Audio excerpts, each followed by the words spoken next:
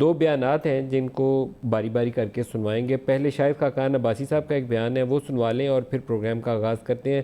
دکھائیے گا عباسی صاحب نے آج کہا جی. حکومت نے اس ویڈیو کو آڈٹ کرایا اور ان کو یہ جب پتا چلا کہ یہ ویڈیو بالکل حقائق پہ مبنی ہے تو پھر انہوں نے کہا ٹھیک ہے اب یو ٹرن لے لیتے ہیں. ادھر ریاض صاحب نے کہا جی ہمارا کوئی تعلق نہیں ہے. انہوں نے اعتراف کیا کہ یہ میری ہی ویڈیو ہے، یہ آدمی بھی میرا جاننے والا ہے. انہوں نے ویڈیو سے قطعی طور پر انکار نہیں کیا کہ یہ ویڈیو نہیں بنی. یہ ایک ٹیپ نہیں ہے، اور ٹیپیں بھی ہیں. آج عمران خان کو عدالت میں ہونا چاہیے یہ جواب دینے کے لیے کہ تمہاری حکومت کیا کر رہی تھی، کیوں ججوں پر دباؤ ڈال رہی تھی، کیوں ججوں کو بلیک میل کر رہی تھی. جناب اسی سے گفتگو کا آغاز کرتے ہیں. ہمایوں صاحب، مریم نے پریس کانفرنس کی، پھر جلسہ کیا، اور جو ویڈیو انہوں نے جاری کی تھی اس کے اندر بھی انہوں نے کہا کہ اب میرے خلاف بھی مزید کیسز آ سکتے ہیں، اور آج اس کی ابتدا فوراً طور پر ہو بھی گئی.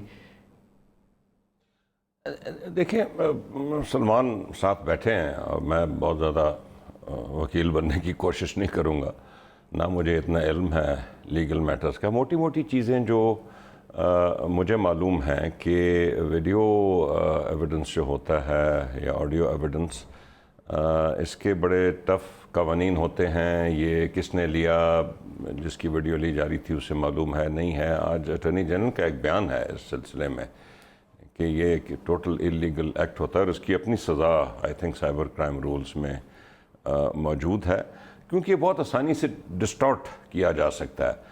مجھے خوشی ہے کہ پی ٹی آئی کی گورنمنٹ جو ہے اس نے صحیح فیصلہ کیا ہے کہ یہ ٹوٹلی عدالتی معاملات ہیں اور عدالتیں اس پہ فیصلہ کریں گی کہ اس ویڈیو کو کیا کرنا ہے، کیسے ٹریٹ کرنا ہے، اور جج صاحب کا، ارشد ملک صاحب کا کیا کردار رہا ہے.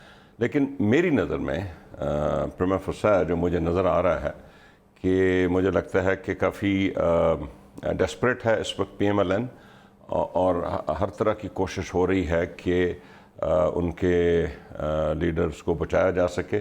مجھے تو پچھلے 1 سال پاکستان کی سیاست نظر ہی یہ آ رہی ہے کہ بڑی پارٹیوں کی لیڈرز جو ہیں ان پہ پرانے مقدمات چلے، اور بہت دفعہ تو ایک دوسرے نے آپس میں چلائے ہوئے ہیں، ان کے پیچھے ان کو بچایا جائے. لیڈر بچاؤ سیاست ہو رہی ہے پچھلے 1 سال پاکستان میں. اس وقت یہ لگتا ہے یہ ڈسپریٹنسی. ایک اور وجہ یہ ہے ندیم کہ جو نیریٹو ہے، جو آپس میں دڑاڑ ہے اوپر لیڈرشپ کی، مریم اور شہباز شریف اور ان کی فیملی کی، اور دوسرا یہ کہ ان کے جو رینک اینڈ فائل ہے، ان کے M N As, M P As اس وقت یہ سمجھ رہے ہیں کہ مریم صاحبہ کا جو نیریٹو ہے وہ ووٹر میں سیلیبل نہیں ہے ان کے لیے اس وقت. اور اسی وجہ سے آپ دیکھ رہے ہیں کہ یہ فارورڈ بلاکس کا آپ سن رہے ہیں پنجاب میں، اور تو آپ کی ڈیسپریشن کا اظہار ہے. فارورڈ بلاک کسی اور کی ڈیسپریشن کا نہیں، آپ کی ڈیسپریشن کا اظہار ہے. بندہ راضی ہوتا ہے تو وہ بنتا ہے نا جی، زبردستی نہیں بنتا. یہ راضی کرنا آتا ہے لوگوں کو، آپ کو بھی آتا ہے، باقیوں کو بھی آتا تھا. ماضی میں ہمارے پاس مثالیں موجود ہیں.